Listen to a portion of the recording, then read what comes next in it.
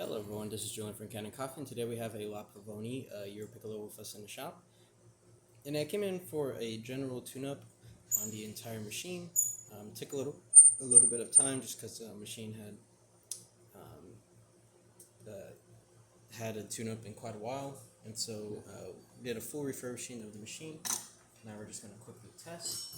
Now the gasket is going to be a little bit tough towards the beginning. Of course, as you break it in, it'll be perfectly fine after, but we're going to push some water through for a few seconds. Then we're going to start pulling down. And as you pull down, you want to try to get even pressure, as you can see. Beautiful shots coming out.